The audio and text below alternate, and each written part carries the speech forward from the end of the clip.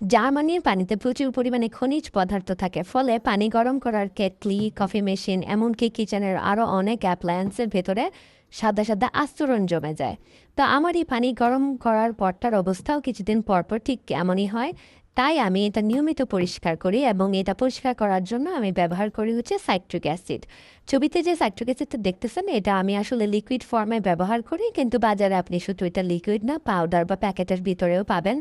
লিডেল, Roseman, তারপর হচ্ছে DM, মুলার সহ সব দোকানে এটা সহজে পাওয়া যায়। অনেকে মনে করেন এটা শুধু কেটলি পরিষ্কার করার জন্য, আসলে তা না। এটা দিয়ে kettle, coffee machine, coffee maker, dishwasher সহ অনেক কিছুই ক্লিন করা থাকে, আর গায়ে নির্দেশনা লেখা থাকে। আমি সাধারণত কেটলি, মানে পানি গরম করা যে কেটলিটা, সেটা পরিষ্কার করতে বেশি ব্যবহার করি। তো এই বোতলের গায়ে নির্দেশনা অনুযায়ী আমি 75 মিলিলিটার সাইট্রিক অ্যাসিড প্রথমে কেটলির ভিতরে ঢালি, তারপর এটার মধ্যে পানি যোগ করি। খুব বেশি পানি দেই না, কারণ গরম হলে পানিটা উপচে পড়ার সম্ভাবনা থাকে। এরপর কেটলিটা আমি স্বাভাবিকভাবেই যেভাবে পানি গরম করি সেভাবে গরম করি। পানি যখন গরম হয়ে আসে তখন এটাকে কিছুক্ষণ রেখে দিই। যখন এমন অবস্থা আছে যে পানিটা ফেলে দেওয়ার পর কেটলির ভিতরে হাত ঢুকালে আমার হাতটা পুড়ে যাবে না, তো ওই অবস্থায় আমি করি কি, হাতে একটা যে মাজার স্পঞ্জ থাকে না, ওগুলা দিয়ে হালকা করে একটু ঘষে দেই।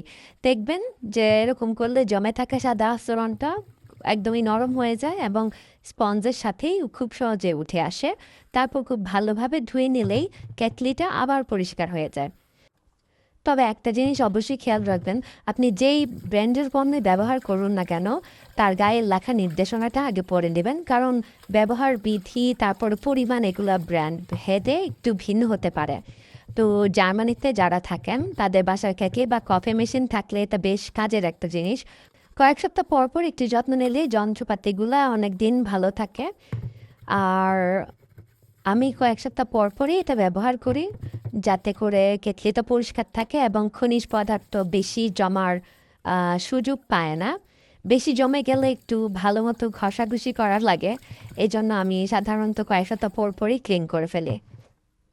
আপনারাও কি সাইট্রিক অ্যাসিড ব্যবহার করেন গরম পানির কেটলি ক্লিন করতে, নাকি অন্য কোনো পদ্ধতিতে আপনারা আপনাদের পানির কেটলি ক্লিন করে থাকেন? আমাদেরকে কমেন্টের মাধ্যমে জানাতে পারেন কিন্তু।